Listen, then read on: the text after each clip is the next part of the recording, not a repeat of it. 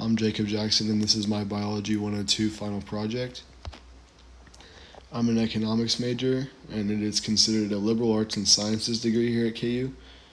In economics, we learn a few things, and these include how to develop models to analyze economic issues, real-life policy options to address economic problems, how to develop methods of measuring economic growth, and factors that go into economic development over time, and those might include health, education, social norms, things of that nature.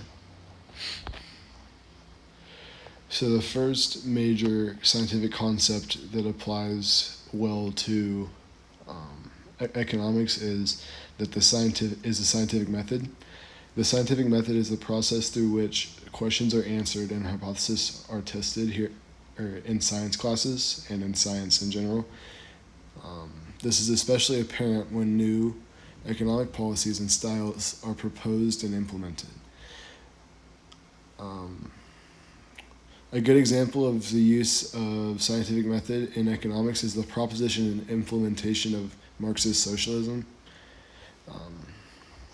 Marx identified issues in the advanced stages of capitalism, namely with the exploitation of the working class, and then he formulated a hypothesis that an alternative system known as communism today could solve those problems. His hypothesis was ultimately tested when communism was instituted by the Soviet Union, and after many years of failure, the conclusion was ultimately drawn that communism did not work and the economy was reset to a more traditional form of economics over time.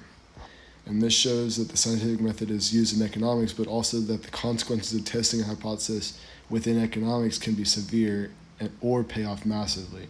So the stakes are much higher when you're testing economic theories than doing most science experiments. Not all, but most science experiments. The second concept of science that applies to economics is graphical analysis in applied mathematics. So in economics, you must be able to graph very well. You must be able to title graphs, label the axes, draw the lines based on the numbers, and how to interpret those graphs.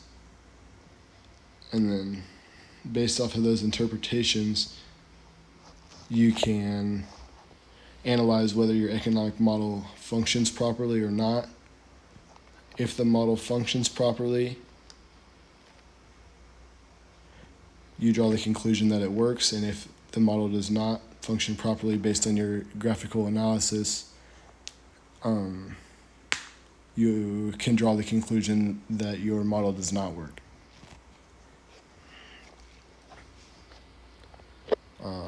Thank you guys for listening to my presentation. I enjoyed this class. Have a good rest of your day.